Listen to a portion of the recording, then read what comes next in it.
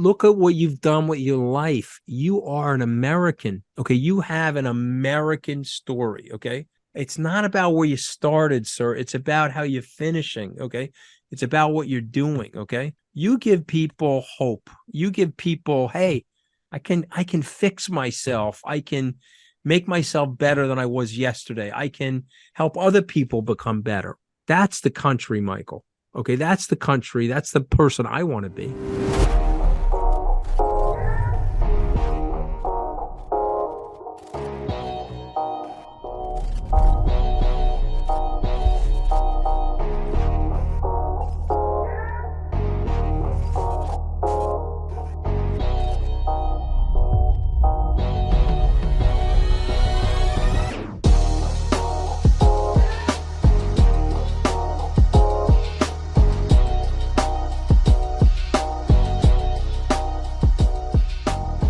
Let me switch gears a little bit because, you know, I have I have to say it, I have a real disdain for Joe Biden. Nothing personal, but just watching him. And I got to tell you, let's get back to the situation that the investigation that's going on now between Hunter and him. Let me tell you my feeling on it. First of all, I think he's the biggest liar that ever got into office, number one. Number two, I think he's treasonous. And the reason I say that is, you know, these shell companies that he had. Anthony, I had 18 shell companies. They did nothing. They had no brick and mortar, no employees, no product. All we did was collect tax money that I was stealing from the government at the time. You know, the suspicious bank accounts, all the text messages and everything else. You know, this is a guy that has used his office to enrich himself and his family, which I get it. You know, look, I'm a realist. You know, I've been around politicians early on in my days. I get it. But you couple that with the damage that he's done for this country. And, you know, look, I happen to love the country. And aside from that, I got 7 kids and 7 grandchildren. And I think we're in dire straits. And, you know, I was on the street for 20 years. You know who my father was. I am telling you that guys on the street wouldn't do the kind of damage that this guy is doing to this country. And that's the reason I have disdain for him.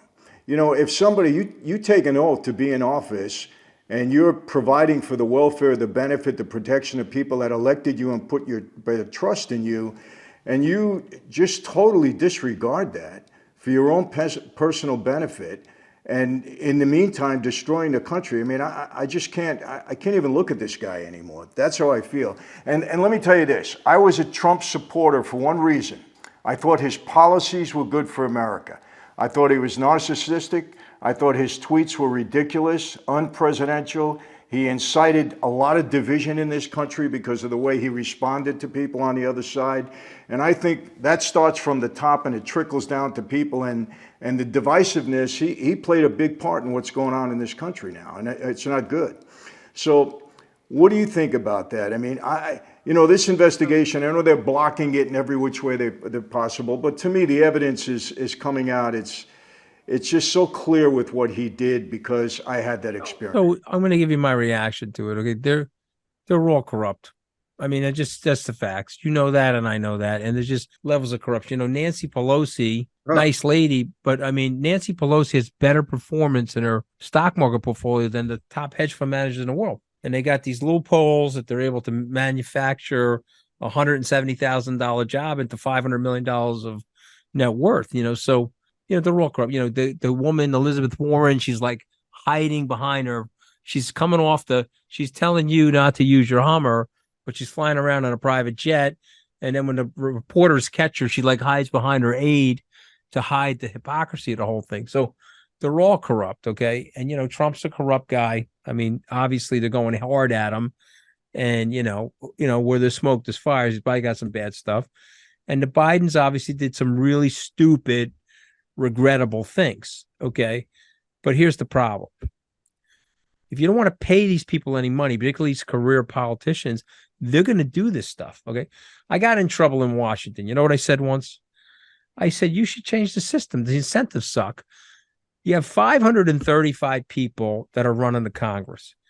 Pay them $20 million a year after tax. $20 million a year.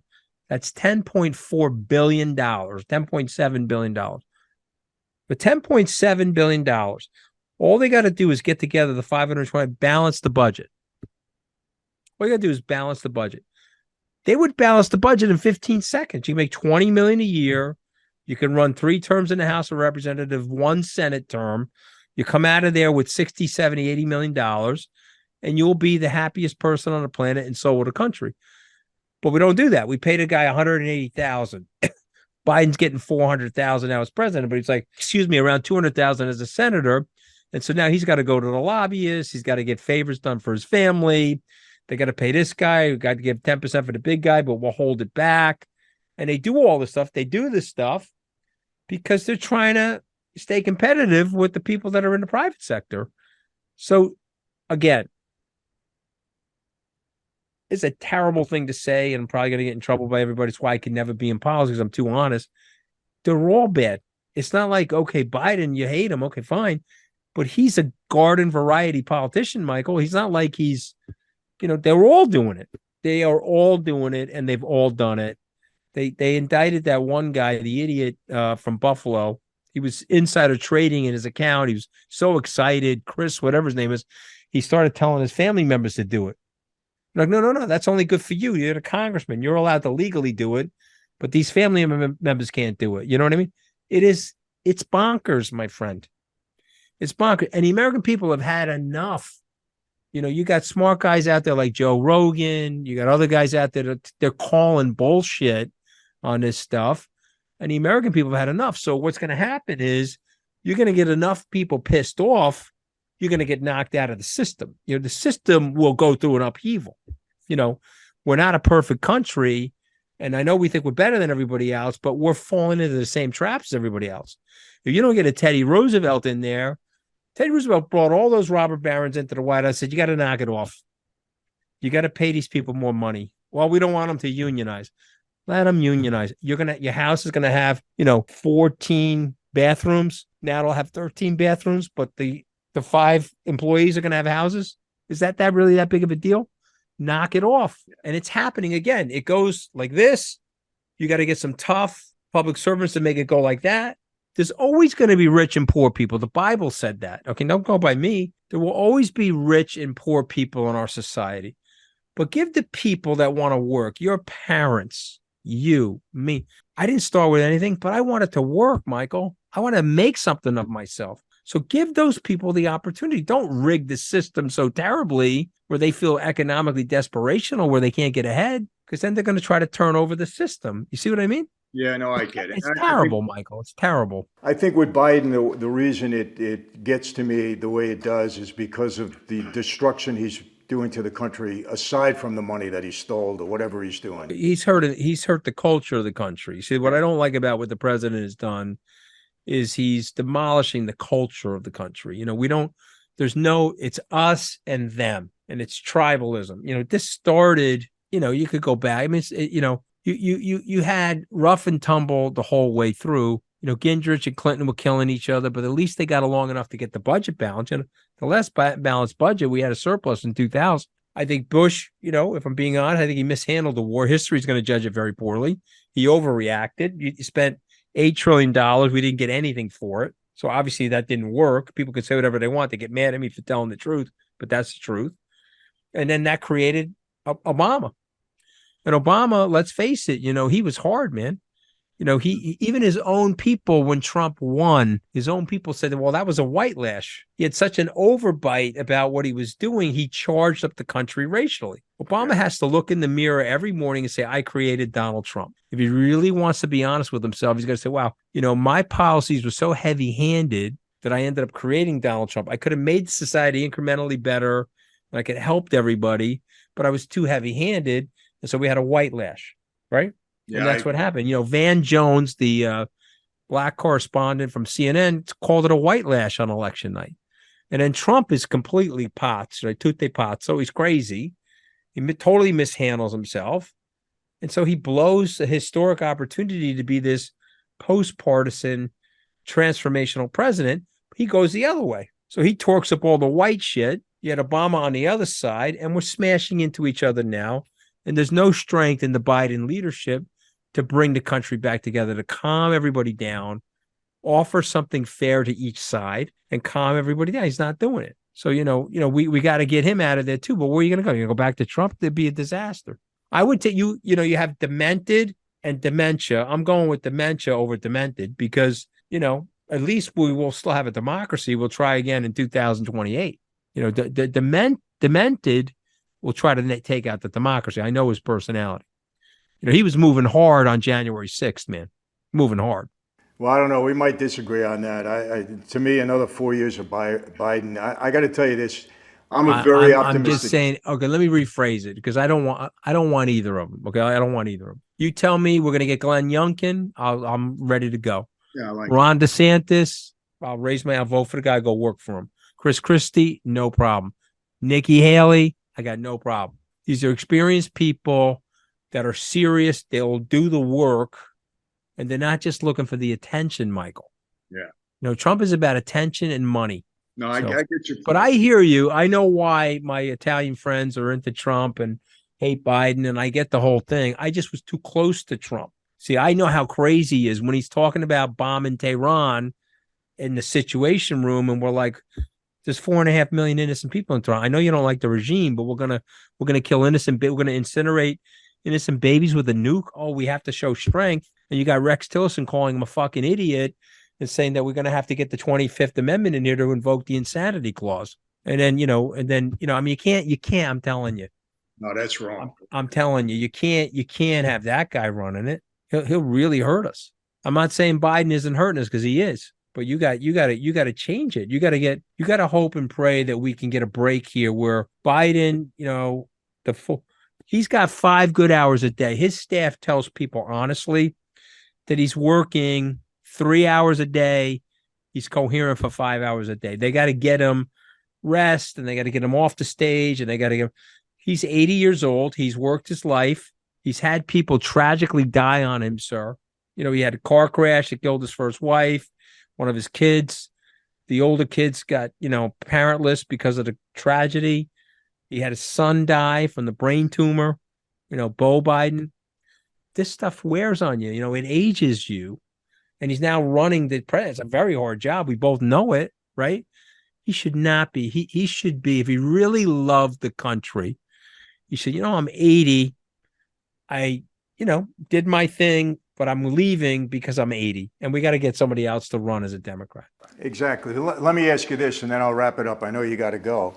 Why would the Democratic Party not delegate someone else and let this guy go off into the sunset?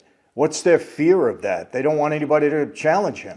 His advisors are hanging on for dear life. They love the taste of the power. So if they love the country, they'd say, we can't do this with this guy. But no, we love the power. See, this is the problem.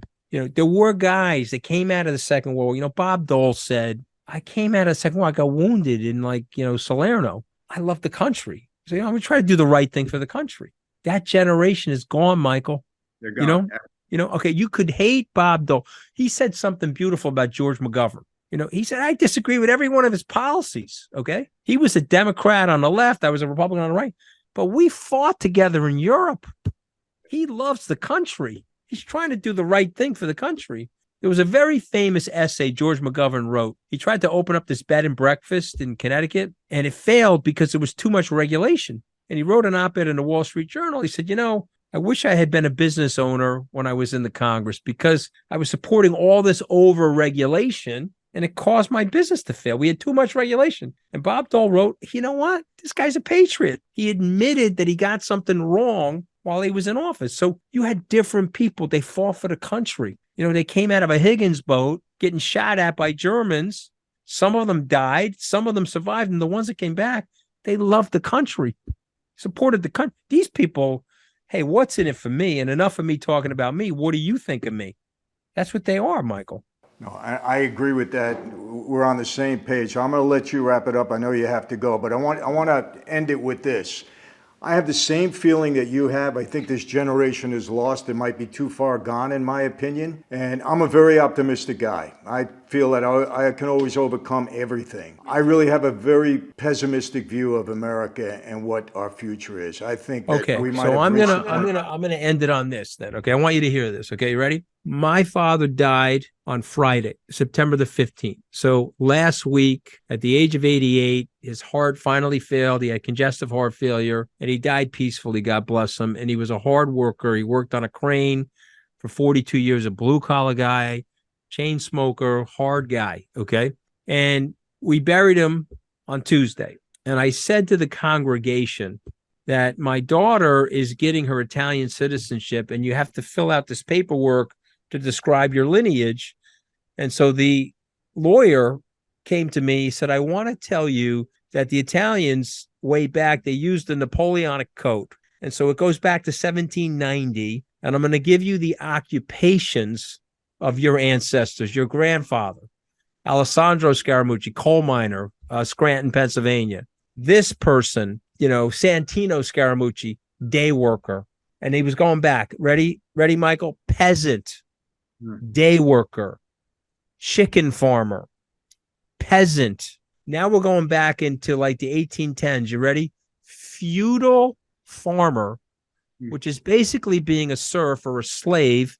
That meant the Lord owned the thing, and you were working for your pay and your housing. Okay. And I read the occupations to the congregation. I said, listen to me. We need people running the country that think about the country where my dad did. And my grandfather, they came here for hope. They came here for opportunity. Look what the Scaramuccis are doing today versus the lineage of the Scaramuccis. And that's because of America, Michael. Okay. Your life story, the good and the bad in your life.